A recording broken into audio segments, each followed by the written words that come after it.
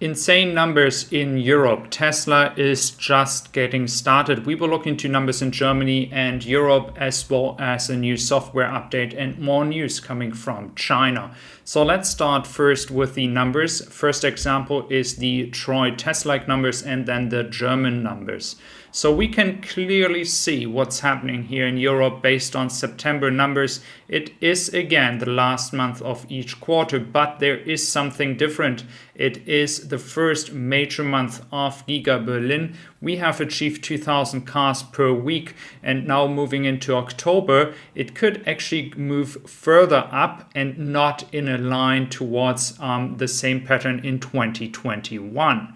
So this is just gonna get insane here in the next few weeks. I do expect Tesla to achieve over 200,000 cars this year in Europe.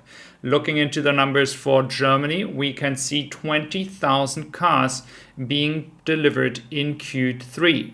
This is again a good number. It is the best number that Tesla has achieved in Germany so far. Not only that, Tesla might be achieving in Q4 in Germany maybe around 25 to 30,000 cars, as they're still exporting cars to other countries. We have September numbers here, and you clearly see that was the best month Tesla had so far this year, including all cars being delivered from China and from Germany. So Tesla is doing a pretty good job here. There's still some way to go. VW as a main brand, and not as the entire brand, is selling around 43,000 cars per month. So that is not that far away anymore if we look 2-3 years into the future.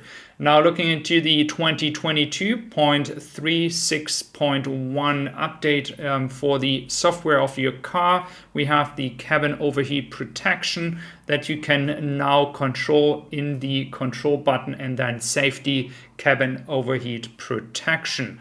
But not only that, we also have an update regarding the energy app. I have talked about that before. Now you can actually see that. As I mentioned it before, it was actually possible to download this software app and the update. So you can now exactly see how much you are actually using from your energy in your battery. So that is very nice, and you can as well see if you're actually performing way better than the estimates that you had from Tesla itself.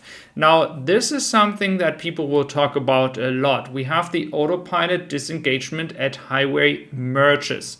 I do find that a good point here, because remember, when you go on a German freeway, if you know how it is in Germany, there's so many trucks on the right side. So sometimes there's no space to get in. So you pretty much have to sometimes stop, or you would have to decide to continue, not in a legal way, but you are forced to continue on the right side.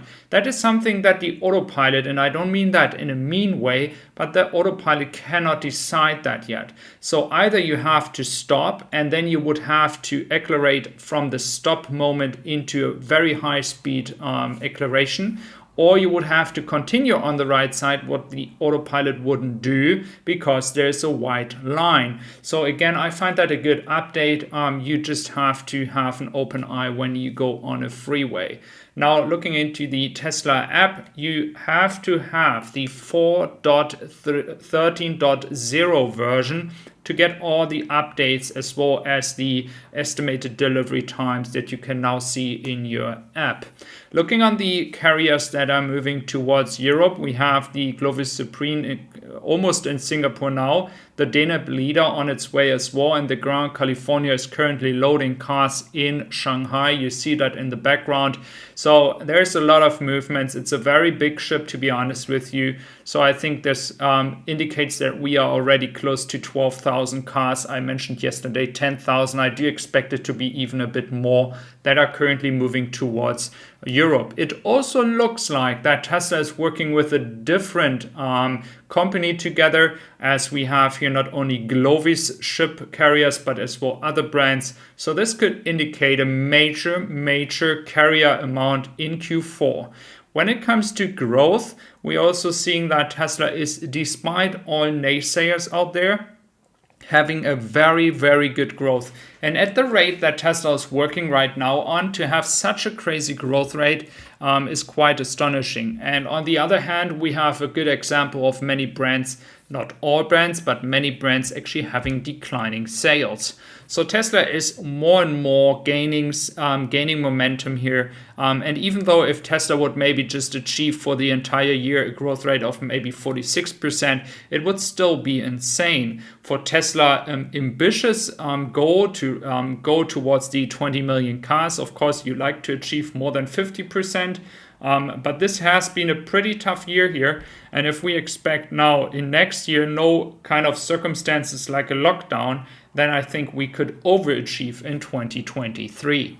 When it comes to the Tesla Semi, Elon Musk has announced that the Tesla Semi will arrive on the 1st of December, now officially being delivered to Pepsi as a company. So we have heard lots of time about the Semi being already in production. It seems to be now official now, and we can finally, hopefully, you guys, if you're from the US, maybe see a Semi on the freeway in this case from Pepsi. So let's see if maybe in 5 or 6 years Tesla might decide to do a semi-production in Europe as well. I would really love to see that.